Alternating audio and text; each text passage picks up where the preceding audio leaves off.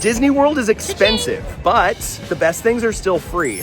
I'm your Disney World wingman, and I'll show you where to go, what to do, and where to find the magic without paying a penny. And yes, we will be talking about a lot more than free ice water, although that is on the list. Number 1, from parking lot to giraffes. Disney charges over $200 more per night for a Savannah view at Animal Kingdom Lodge.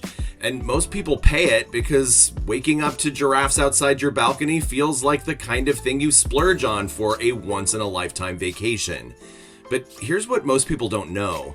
When you book the cheapest room, the one labeled Standard View, you're usually looking at parking lots or rooftops. But if you politely ask for a partial Savannah view at check-in, cast members can sometimes slide you into a room that's basically a full Savannah view for $0 extra. Same animals, same type of balcony, same morning giraffes. No money. That's right, completely free. It's not guaranteed you'll get one. It depends on availability and the cast member you're speaking to, but this works often enough that it's become a quiet ritual for Disney diehards. One sentence can upgrade your trip by hundreds of dollars without touching your credit card. And to be clear, this is not a scam. Disney has a room category called Partial Savannah View. It's real. It's just barely mentioned, and it usually gets you 90% of the full view for 0% of the extra cost. So yes, you can pay rack rate for the giraffes package, or you can know the phrase to say and get moved from the parking lot to the Savannah. Number 2, the campfire with 2 icons. Most guests don't know you can meet Disney characters for free. Even fewer know you can roast marshmallows with them. At Fort Wilderness Resort, just past the Meadow Trading Post and down a wooded trail, there's a nightly event called Chip 'n Dale's Campfire Sing-Along, and it's open to everyone. You don't need to have a reservation, you don't need to stay at the resort, you don't even need to be holding a park ticket, you just need to show up. The event runs in 2 parts. First, the campfire itself, 2 big stone fire pits surrounded by benches and tree stumps where you can roast your own marshmallows or buy a s'mores kit from the Chuck Wagon snack bar. It's rustic, it's warm, and it feels more like summer camp than a billion-dollar theme park. Then come the characters. Not Mickey, not Minnie, but Chip and Dale, 2 of the most iconic, chaotic, and expressive characters in Disney history. There's a cowboy host who plays the guitar, there's a sing-along with classic tunes, and then there's Chip and Dale who wander around for hugs, autographs, and photos, just like they would in the parks. Except, this isn't the parks. There's no line, no lightning lane, no handler hurrying them off, just 2 furry troublemakers at a free campfire party, taking their time to hang out and make new friends and make kids feel like the stars of the show. After the sing-along, they show a movie under the stars, usually a classic Disney animated film, but the characters leave before that starts. So if you're just here for the rarest free character meet and greet show in Disney World, come early and stay through the songs. Because one minute you're standing in the woods, and the next you're holding a marshmallow on a stick, singing with Chip and Dale, and realizing you just made one of the best Disney memories of your life for free. Number 3, the boardwalk is alive. Some places at Disney World feel designed. Some places feel alive. The boardwalk is both. On most Thursday through Saturday nights, starting at around 6:30 p.m. and running through 10 p.m., the boardwalk gets louder, but not in the way you'd expect. It's not fireworks or elaborate stage shows, it's jugglers, magicians, musicians, and sometimes 4 men in barbershop stripes singing a pitch-perfect version of I Wanna Be Like You. But they're not the Dapper Dans. They're called the Boardwalk Boys, a low-key barbershop quartet cut from the same cloth as the Dapper Dans, but with a vibe that fits the lakefront more than Main Street. They're not headliners, just another piece of the atmosphere. These performers don't have stages, they perform right there on the boardwalk, the same one you've been walking back and forth on your entire vacation. And that's what makes this whole stretch of boardwalk magic work. There is no schedule, no seating, no marketing push, just a casual performance space where acts come and go. Sometimes it's a guy pulling scarves from his sleeve. Sometimes it's a human statue that only moves when you drop a coin. And that's what makes this whole stretch of boardwalk magic work. Nothing announces itself. Everything invites you in. You were just walking and now you're watching a magic trick. Now you're laughing with strangers. Now you're singing along without even realizing you're doing it. And when it's over, Epcot's still glowing across the water. Because sometimes the best Disney experiences aren't planned. They're waiting for you to slow down and notice. And they're free. Number 4, you might just walk into a stage. There are stages all over Disney Springs, but most people walk right past them, which is wild because this is some of the best live entertainment you'll find on property, and it's totally free. The main hub is the Advent Waterside stage right on the water across from World of Disney. This is where high school bands, dance teams, a cappella groups, and student show choirs from across the country come to perform. And while you might expect it to feel amateur, which sometimes it is, sometimes it's absolutely professional and feels electric. One of the best nights I've had recently was watching our friend Stage from right here on All Ears perform there with his Halloween-themed a cappella group, Squad Ghouls. The crowd was howling. The harmonies were insane, and the energy felt like a full-on concert you'd normally pay a lot of money for. But this was a random weeknight. There was no ticket price, no reservation, no ads. You just showed up, and if you're lucky enough, you might get a show. We knew that he would be performing in advance because I follow him on social media, but if you don't follow Sage and you don't happen to have a friend who is an amazingly talented musician that might be performing on this stage, you better come to Disney Springs and check for yourself who is performing tonight. But that's not the only stage at Disney Springs. You'll often hear music outside of House of Blues, tucked by the bar, even when the main hall is empty. Sometimes there's a pianist playing on the dock outside the boathouse, or an acoustic guitarist, or a surprise set near the AMC Dine-In theater entrance where the lighting rigs are already built and set up. That's right across from the Coke store. None of this is guaranteed, and that's the fun of it. Disney Springs doesn't hand you a schedule and promise a big production. It just leaves the door open for one, and if you're wandering in the right way at the right moment, you might walk into one of the best live shows you've seen all year. And it won't cost you a thing. Number 5, where horses go to retire. Disney horses aren't just animals, they're cast members. They pull trolleys down Main Street, they lead the Dapper Dans, they carry Cinderella's coach during weddings and glide through parades with military-level precision. And when they're not working, they don't stay backstage, they go somewhere quieter. At the Fort Wilderness Resort, you'll find the Tri-Circle D Ranch. This is where Disney's working horses live, and it's completely free to visit. You don't need a park ticket, you don't need a reservation, you can just show up. This is where you'll find the Clydesdales, the Percherons, and the Belgians that you've seen in Magic Kingdom, now relaxing in open-air barns or trotting across the paddocks. The original Tri-Circle D was built in 1971 and housed Roy Disney's personal horses. But in 2020, Disney quietly opened a brand new version, a 16,000 square foot barn with a blacksmith shop, interactive exhibits, and massive windows where you can watch the horses getting groomed, shod, and trained. You might even spot a Disney legend in their downtime, like Zilly the Clydesdale, who led the Dapper Dans down Main Street and now lives here full time. There's no showtime, there's no script, there's not a narrator.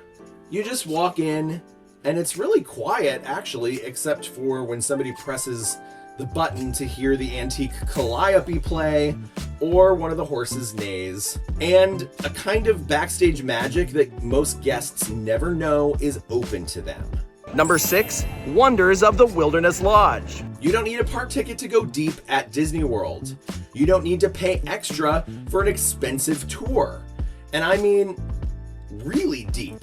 Past the facades, past the lobby, Instagram shots, and the bones of a resort built to whisper history in your ear.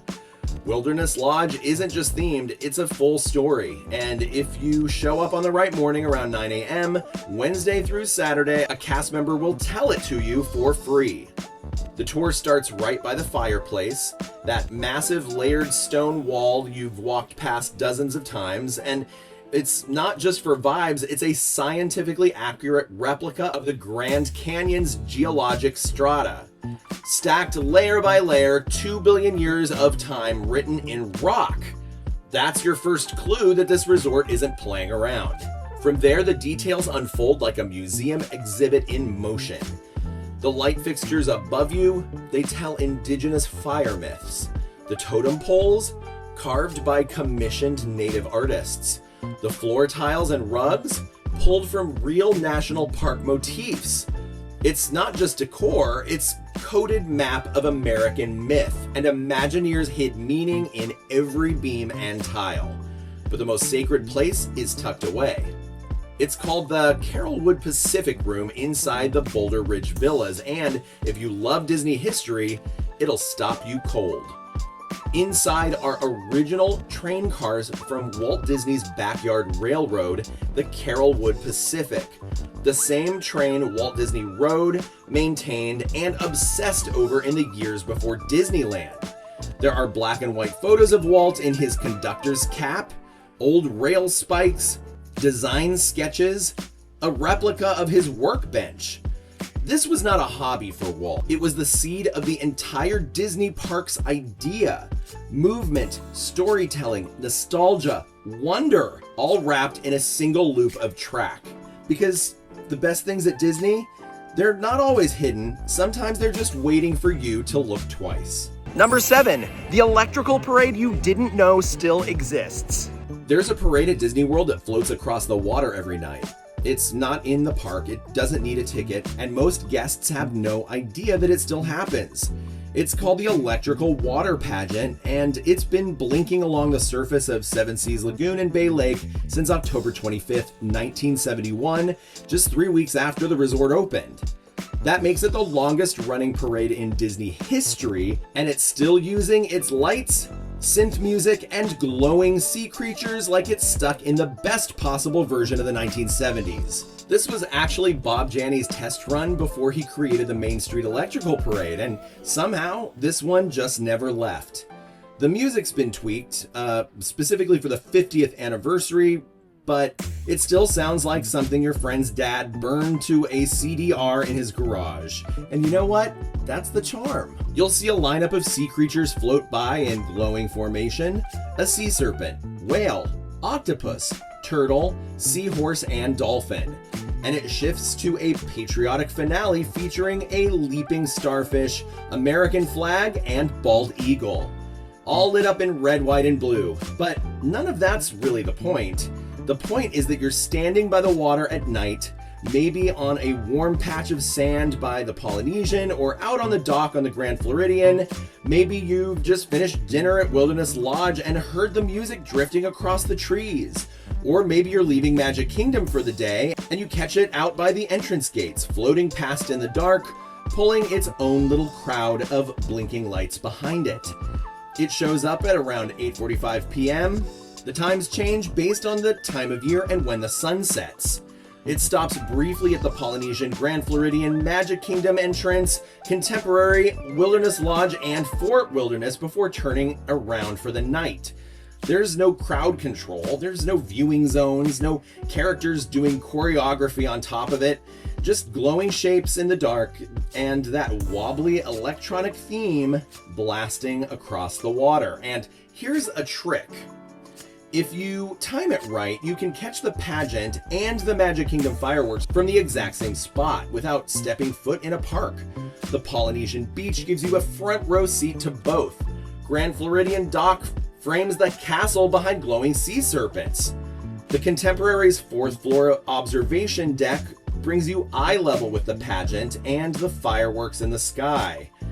And Wilderness Lodge and Fort Wilderness offer quieter, more secluded views across Bay Lake that feel like you've stumbled upon something private. And you don't need to understand it, you just need to see it once. And if you plan it right, you'll get 2 shows, both of them for free. Number 8, the free Animal Kingdom. Most people think you need a park ticket to see giraffes at Disney World. Well, you don't. Animal Kingdom Lodge has over 30 species of African wildlife roaming in its 3 private savannas, and you can visit those savannas without ever staying there and without entering the theme park. There are public viewing areas at both Jumbo House and Kidani Village, complete with rocking chairs, fire pits, and guides who will talk to you about the animals. The wildlife rotates constantly, and it's not some second-tier backup group. It's the same species, same behavioral design, and same conservation teams that manage the habitats inside the park. The resort savannas were designed by the same Imagineers who built Kilimanjaro safaris, and while the animals are technically separated, the resort experience was created as an extension of the theme park's ecosystem. If you walk out to Arusha Rock or the Kidani Overlooks, you're seeing giraffes, zebras, Ankole cattle, impala, and exotic birds up close without a turnstile in sight. No ticket, no room key, no purchase. You walk in, you watch the animals, you leave whenever you want, and most guests have no idea it's even there. Number 9, the characters that just show up. Most people think meeting Mickey means waiting in a line, having a lightning lane, or definitely purchasing a park ticket. But Disney, quiet as it tries to be, has started quietly posting lobby schedules for surprise character visits at some of their resorts. And this changes everything.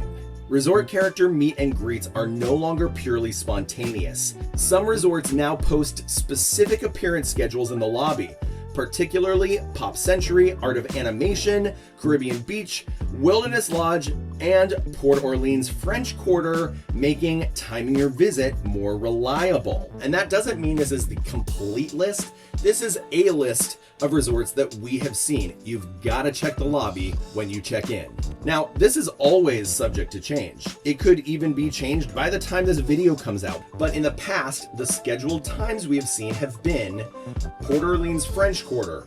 Signs in the lobby announce that character appearances on Sundays, Tuesdays, and Thursdays run from about 9:30 a.m. to 10:20 a.m.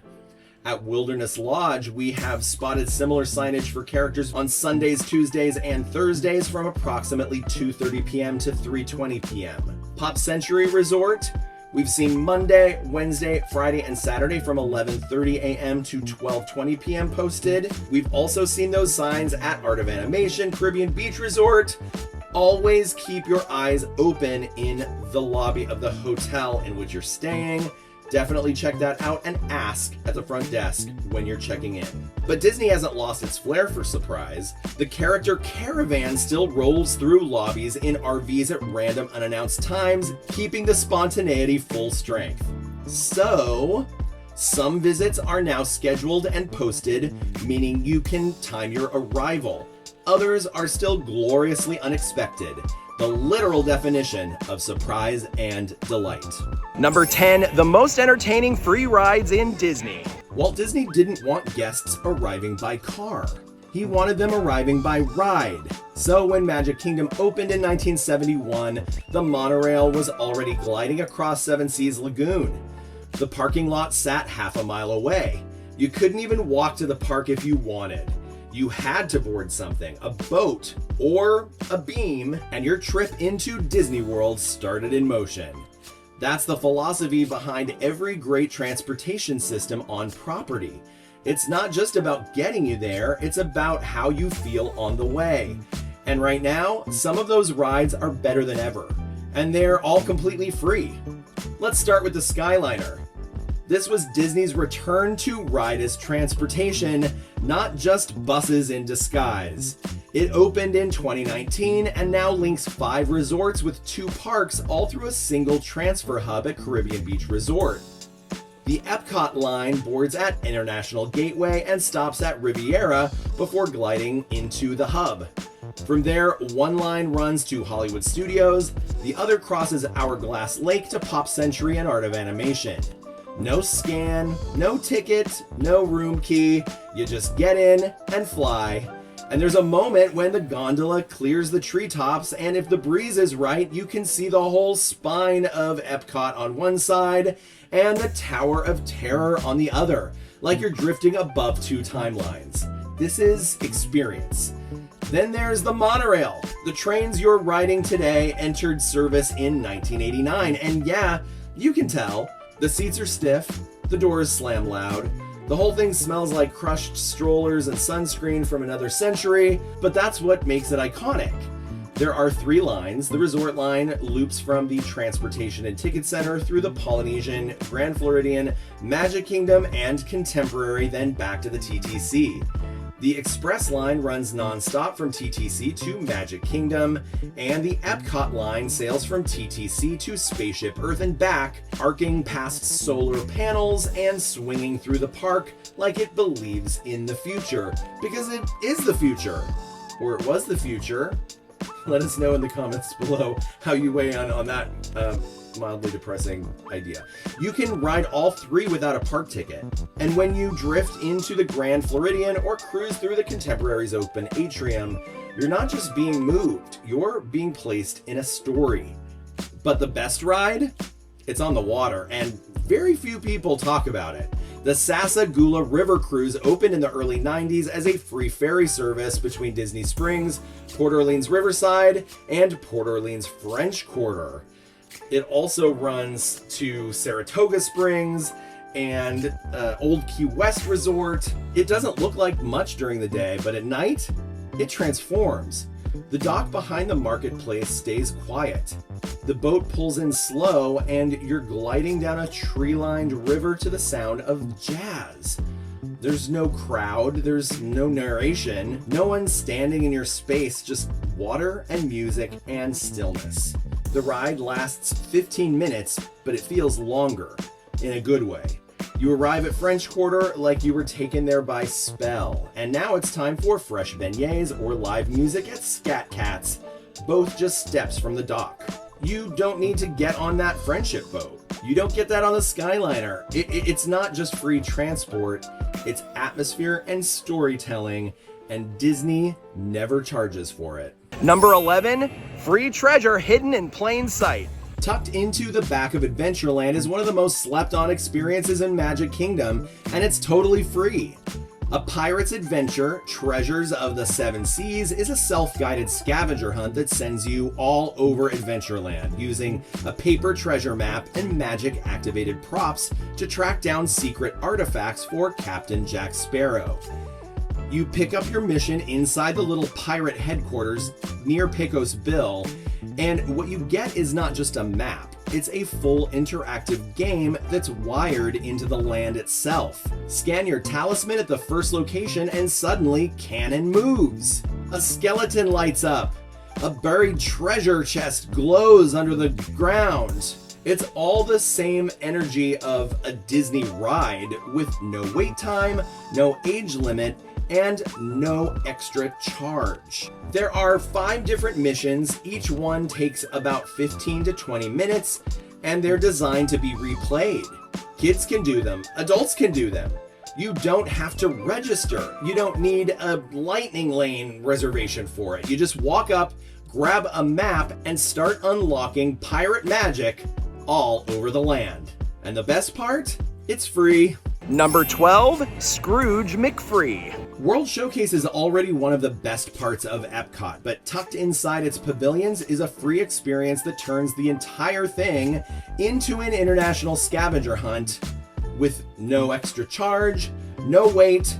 It's just something you can walk in and do with your park ticket. It's called DuckTales World Showcase Adventure, a mobile game that lets you team up with Scrooge, Huey, Dewey, Louie, Webby, and Launchpad to solve missions across 7 countries. And this is not a half-baked app overlay. These are real physical effects built into the pavilions we know and love.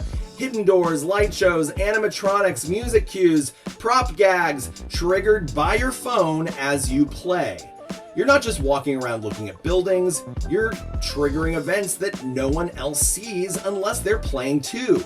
There's a lantern in Japan that glows and plays music, and there's a wind tunnel in Japan also.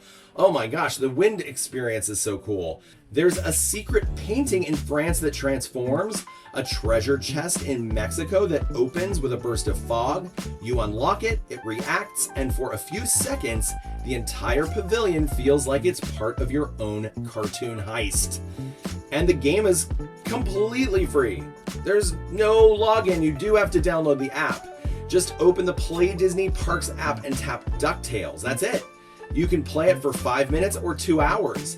And at the end of every mission, you get an animated badge. And if you finish all 7 pavilions, Scrooge gives you a special final reward. Is it built for kids?